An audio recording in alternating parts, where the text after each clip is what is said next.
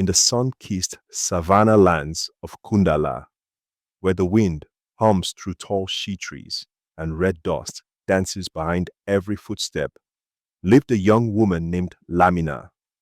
Her father, Balaro, was the most gifted basket weaver in the village, and people often said his hands were blessed by the ancestors.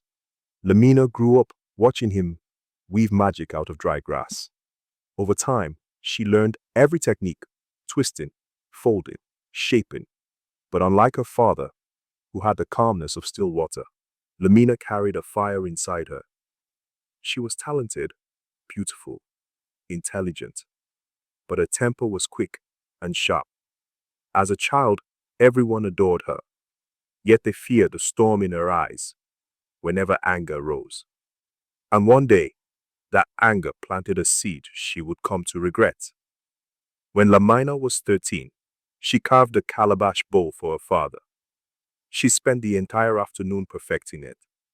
But when she returned from fetching water, she found a small boy, her neighbor's son, rolling her calabash on the ground like a toy.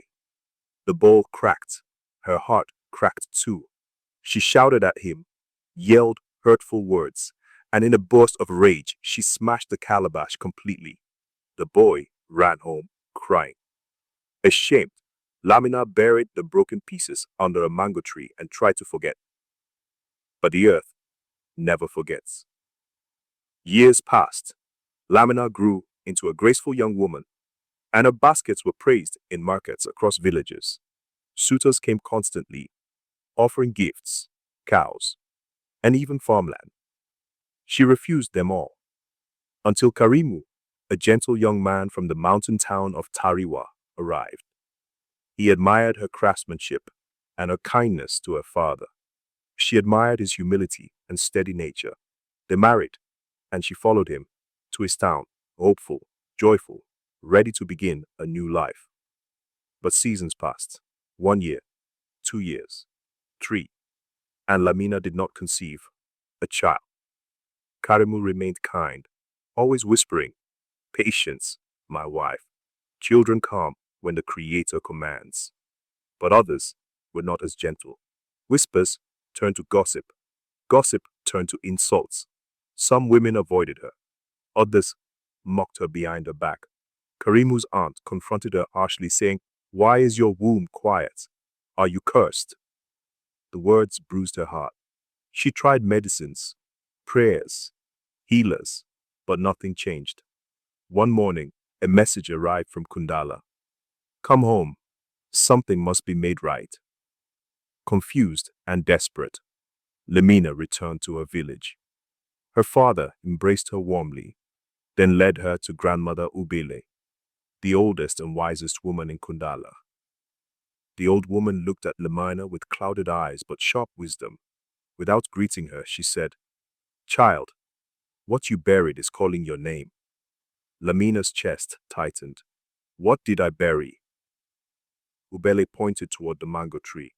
"The calabash you smashed in anger. You cracked a gift meant for love, so love has not found space in your womb. What breaks in anger returns in sorrow." Lamina trembled. "Can it be undone?"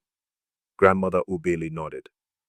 "Yes, if you repair what you broke with your hands, your heart, and your humility."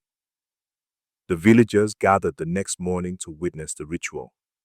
Under the mango tree lay a fresh calabash, white cloth, she butter, and the boy she once shouted at, now a grown man. Lamina knelt before him. "I wronged you," she said. "Forgive me for the anger of my youth." He nodded gently. "I forgave you long ago." She coated the calabash with shea butter, wrapped it in the cloth, and placed it into the soil where the broken pieces once lay. Then she whispered, "Calabash of peace. Let what I broke be restored. Let my path open again." A warm wind rose, swirling dust around the tree like a blessing. For the first time in years, Lamina felt light. When she returned to Tariwa, everything looked the same, but she felt different inside. Weeks later, she noticed changes. Her body grew warmer. Her appetite shifted. Her spirit felt full. The healer confirmed it. Lamina was pregnant. Karimu fell to his knees, lifting her joyfully.